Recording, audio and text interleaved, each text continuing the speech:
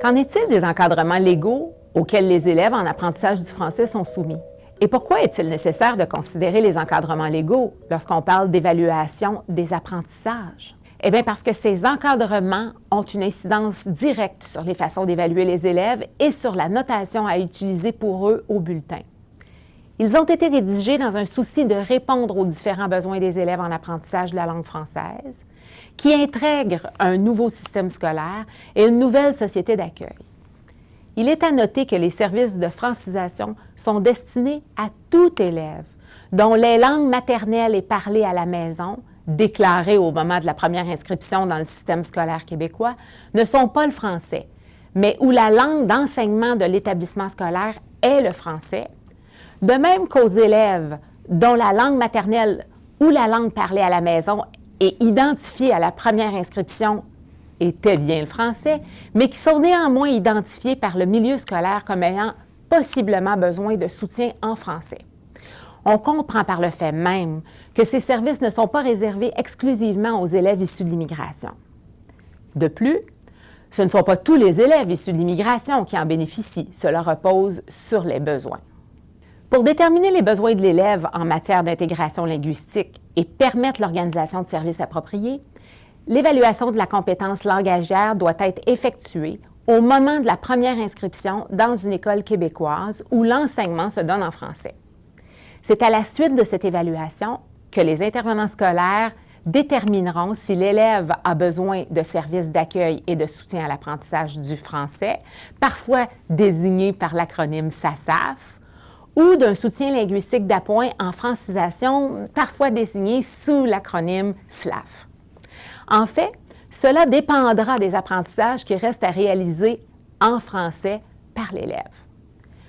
Comme prescrit dans le régime pédagogique, à l'article 7, des services d'accueil et de soutien à l'apprentissage de la langue française, il s'agit des SASAF, s'adressent à des élèves dont la langue maternelle n'est pas le français, qui, pour la première fois, reçoivent des services éducatifs en français et dont la connaissance de la langue française ne leur permet pas de suivre normalement l'enseignement. Ces services visent à faciliter l'intégration de ces élèves dans une classe ordinaire, ultimement, où des services d'enseignement sont dispensés en français. Ainsi, les services d'accueil et de soutien à l'apprentissage du français, ou SASAF, sont des services intensifs de première ligne, offerts à l'arrivée des élèves jusqu'à ce qu'ils puissent suivre l'enseignement en français dans les différentes matières. Donc, si les compétences langagières de l'élève sont insuffisantes pour qu'il suive l'enseignement en français, on lui offrira au moins une période de service par jour ou l'équivalent selon ses besoins linguistiques, mais aussi dans le but de répondre à d'autres besoins.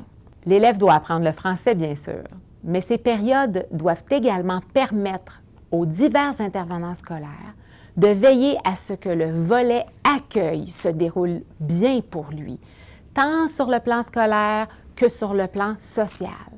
Par conséquent, les élèves du primaire et du secondaire sont aussi exemptés de l'application des dispositifs relatifs à la grille matière, notamment par l'ajout de la discipline ou matière intégration linguistique scolaire et sociale, connue sous l'acronyme ILSS ou ILS, à leur horaire.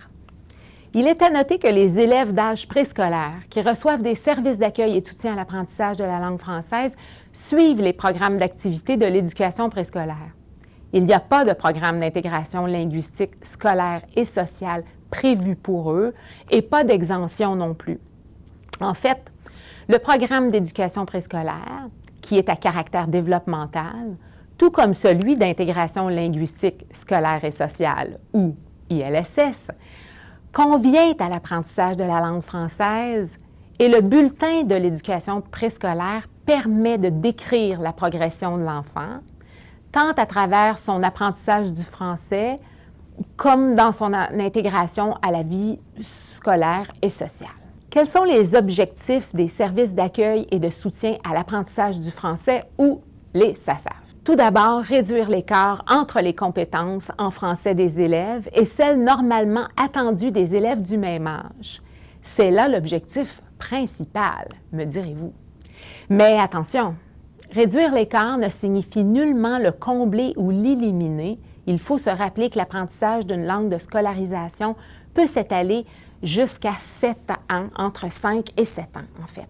Permettre à l'élève de poursuivre simultanément l'apprentissage de la langue d'enseignement et de celle des différents contenus scolaires. Compte tenu des besoins variés des élèves et des contraintes organisationnelles, ces services peuvent être offerts dans différentes modalités. Entre la classe d'accueil et l'intégration en classe ordinaire accompagnée d'un soutien à l'apprentissage du français, de nombreux modèles intermédiaires pourront être mis en place. Certains élèves immigrants inscrits pour la première fois dans une école francophone au Québec peuvent amorcer leur scolarité sans avoir recours à des services d'accueil et de soutien à l'apprentissage du français, tout simplement parce qu'ils possèdent déjà certaines compétences de base en français. Sans avoir besoin de suivre le programme d'intégration linguistique scolaire et sociale, considérant leur connaissance du français, certains d'entre eux pourraient avoir besoin de soutien linguistique d'appoint en francisation, parfois connu, comme je le disais tantôt, sous l'acronyme SLAF. Les services de soutien linguistique d'appoint en francisation sont généralement offerts aux élèves qui, dès leur arrivée, ont une connaissance suffisante du français pour suivre l'enseignement dans cette langue, mais qui ont néanmoins besoin d'une aide ponctuelle ou, si vous préférez, d'un coup de pouce pour réussir, ainsi qu'aux élèves qui ont déjà reçu en classe d'accueil, en classe ordinaire ou en classe à effectif réduit, des services d'accueil et de soutien à l'apprentissage du français, les SASAF, et qui ont acquis une connaissance suffisante du français pour suivre l'enseignement dans cette langue, mais qui ont néanmoins toujours besoin d'un soutien d'appoint pour poursuivre leur apprentissage du français.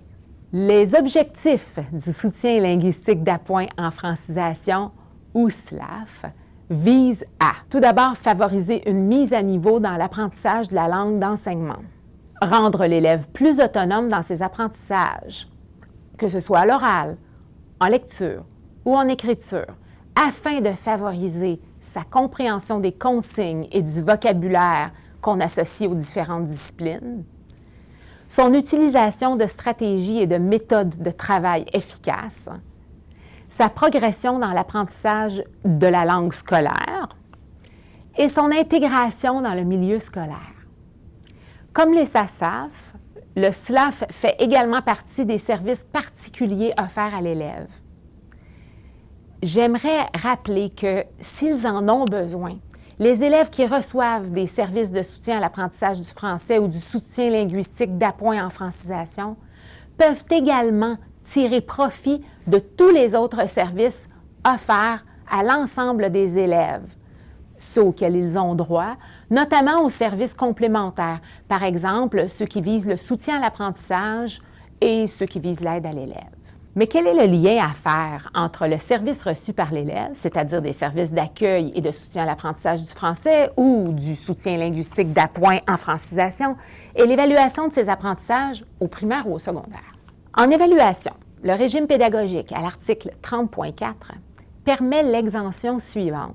Un centre de service scolaire peut, dans la mesure et aux conditions déterminées par le ministre, exempter de l'application des dispositions relatives aux résultats les élèves qui reçoivent des SASAF ou services d'accueil et de soutien à l'apprentissage du français. Il faut comprendre ici que les élèves recevant un soutien linguistique d'appoint en francisation ne sont pas concernés par cette exemption, pas plus que les enfants fréquentant l'éducation préscolaire pour lesquels il n'est pas nécessaire de recourir à cette exemption, puisque les notes en pourcentage ne s'appliquent pas d'entrée de jeu à l'ensemble de la clientèle de l'éducation préscolaire. Dans le bulletin prévu par le règlement à l'éducation préscolaire, il s'avère possible de témoigner au sujet du développement global de l'enfant en apprentissage du français à travers les différents domaines de développement prescrits par ce programme, ces domaines incluant évidemment le domaine langagier. L'exemption prévue pour le primaire et le secondaire ne concerne que les résultats à inscrire à la section 2 du bulletin. Tout le reste du bulletin restant conforme au formulaire prescrit pour le bulletin unique. La décision de faire bénéficier de l'exemption certains élèves est prise par le centre de service scolaire. Ajoutons par ailleurs que les matières auxquelles l'exemption s'applique au primaire ou au secondaire sont les matières pour lesquelles l'élève se retrouverait en échec, considérant la hauteur des exigences prévues par le programme. Si l'élève se retrouvait dans la situation où il pourrait réussir à répondre aux exigences, par exemple en éducation physique ou en art, il ne deviendrait pas nécessaire de l'exempter pour cette matière ou ces matières en particulier. Que comprendre de l'expression qu'on a lue dans l'article de loi tantôt, dans la mesure et aux conditions déterminées par le ministre? En fait, les conditions déterminées par le ministre sont inscrites dans l'instruction annuelle. Je vous invite donc à la consulter chaque année, juste au cas où il y aurait des changements. À titre d'exemple, en 2020-2021 et les années antérieures, l'exemption visait tous les éléments suivants.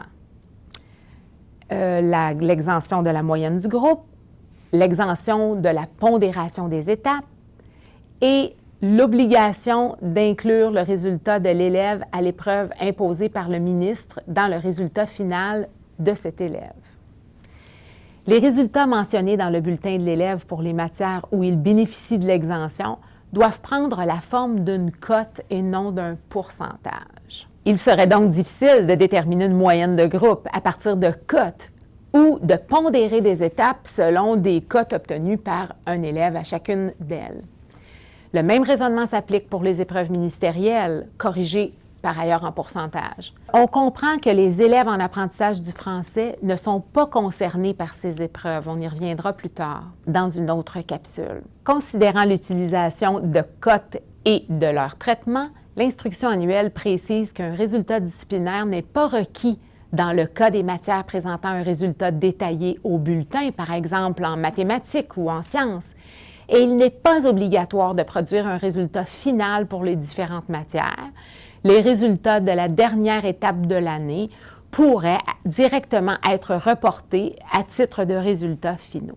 Les résultats des matières auxquelles l'exemption ne s'appliquerait pas se présenteraient sous forme de pourcentage, comme pour tous les élèves du Québec, l'élève faisant alors partie de la moyenne du groupe, tout en étant soumis aux pondérations prévues à chacune des étapes et aux épreuves ministérielles, le cas échéant s'il y en avait cette année-là. Donc, en accord avec les besoins de l'élève, ce dernier bénéficiera de l'exemption pour les matières qui posent des défis trop importants considérant sa connaissance de la langue française. L'élève peut avoir un bulletin avec deux types de résultats, parfois notés en cote pour certaines matières et d'autres fois en pourcentage pour d'autres matières. Le but est d'accorder de plus en plus de notes en pourcentage à l'élève et de moins en moins de cotes, ce dernier s'approchant de plus en plus des exigences liées au programme de formation de l'École québécoise. La légende proposée à l'instruction annuelle pour décrire la progression de l'élève dans les disciplines autres que celles d'intégration linguistique, scolaire et sociale, on y reviendra celle-là tantôt, est celle-ci. A signifie l'élève dépasse les exigences. B, l'élève satisfait clairement aux exigences. C, l'élève satisfait minimalement aux exigences. Et finalement, D, l'élève ne satisfait pas aux exigences. Il est à noter que la légende renvoie aux exigences établies pour l'élève, considérant les défis qu'il a à relever, défis qui ont été établis à la lumière de ses capacités.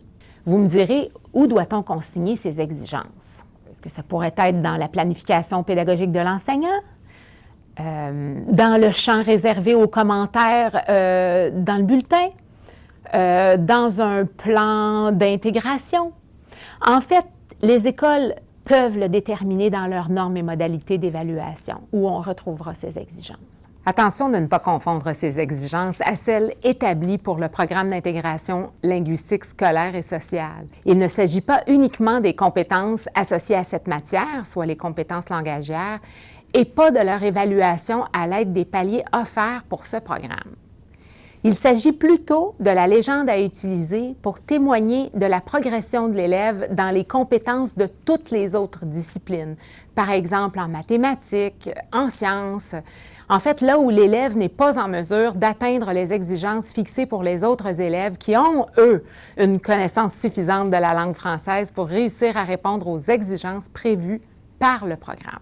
Concrètement, cela signifie que l'élève bénéficiant de l'exemption suit le cours pour lequel il est inscrit, mais que l'on s'attend à des résultats différents. Qu'est-il en mesure de comprendre de ce cours, considérant ses capacités et ses besoins? Comment soutenir le développement de ses compétences? Dans bien des cas, l'élève ne possède pas la langue, mais il a tout de même la maturité cérébrale pour accéder au contenu du cours, par exemple en sciences. Que peut-on faire avec l'élève pour développer ses compétences en sciences dans ces conditions? À titre d'exemple, il s'avérerait possible de favoriser les transferts de la langue première de l'élève à la langue seconde, de le faire travailler en équipe, de lui faire apprendre le vocabulaire spécifique à la matière, par exemple chlorophylle, photosynthèse. Les programmes d'intégration linguistique scolaire et sociale au primaire comme au secondaire offrent des outils appelés paliers pour l'évaluation du français. Ces outils servent de référence au moment de la production des bulletins. Pour l'établissement de la cote, en conformité avec ces outils, il est possible d'utiliser la combinaison chiffres-lettres au bulletin pour témoigner du développement des compétences dans cette matière en particulier. En guise de résumé, voici ce qu'il faut retenir. L'élève qui reçoit des services d'accueil et de soutien à l'apprentissage du français est soumis au programme d'intégration linguistique scolaire et sociale ou programme ILS. Il faut donc et logiquement que cette matière apparaisse dans son bulletin. L'élève va recevoir une cote sous forme d'un chiffre, soit 1, 2, 3, 4 ou 5, et d'une lettre, A, B, C ou D, pour ce programme. Il reçoit aussi une cote sous forme de lettres, A, B, C ou D, pour toutes les matières dont il est exempté des dispositions relatives aux résultats. Pour les autres matières, là où il n'est pas exempté, il va être noté en pourcentage. L'élève qui reçoit du soutien linguistique d'appoint en francisation ou du SLAF est soumis à l'entièreté du programme de formation de l'École québécoise et à ses exigences. Il va être évalué en pourcentage dans toutes les matières prévues à la grille matière. Il va être soumis aux épreuves obligatoires et uniques et aux règles qui les régissent, si certaines de ces épreuves sont prévues pour l'ensemble des élèves du Québec. Pour terminer, on se pose souvent la question: quels seraient les facteurs à considérer avant de retirer les services d'accueil et de soutien à l'apprentissage du français ou SASAF à un élève et du même souffle, on va lui retirer l'exemption qu'il bénéficiait dans plusieurs matières? Bon, bien entendu, les compétences langagières de l'élève sont importantes. Les élèves auront désormais à suivre le programme de français langue d'enseignement, puisque la fin des services d'accueil et de soutien à l'apprentissage du français coïncide avec la réussite du programme d'intégration linguistique scolaire et sociale. Mais attention à ne pas se fier strictement à la performance de l'élève par rapport au palier et à son atteinte d'un profil de sortie comme ceux identifiés par les paliers d'évaluation du français. Il y a d'autres éléments bien importants à considérer, par exemple les suivants. Quels sont les modèles de services et de soutien qui vont être offerts dans le milieu scolaire qu'il fréquente, cet élève-là, ou qu'il fréquentera? On pourrait s'interroger sur ses caractéristiques personnelles. Par exemple, quel est son rythme d'apprentissage? Comment se passe son adaptation socio-scolaire? Comment ça va dans le développement de ses compétences transversales? Quel est son niveau d'autonomie? Est-ce qu'il est bien engagé dans les tâches à faire? Quel est le soutien qu'il peut bénéficier à l'extérieur de l'école, et etc. L'année scolaire où l'élève se trouve ou se retrouvera est aussi un facteur à considérer. Est-ce que c'est une année où les élèves seront soumis à des épreuves ministérielles? L'élève sera-t-il en mesure de réussir ces épreuves-là, notamment lorsqu'il s'agit des épreuves menant à la diplomation? De plus, en ce qui concerne les compétences langagières, Il n'est pas rare d'avoir à prendre une décision pour un élève qui performe différemment d'une compétence à l'autre. Le développement des 3 compétences se fait rarement de façon égale, simultanée. Alors, il y a de fortes chances que même en atteignant le niveau de compétence langagière suggéré dans les paliers d'évaluation pour la poursuite des apprentissages dans les différentes disciplines du programme de formation de l'École québécoise, l'élève ait encore besoin de mesures de soutien linguistique d'appoint en francisation, de SLAF, qu'il bénéficie aussi de flexibilité pédagogique et peut-être même de certaines mesures d'adaptation pour un temps déterminé. Rappel, quand on parle de mesures d'adaptation, la démarche de plan d'intervention s'avère nécessaire.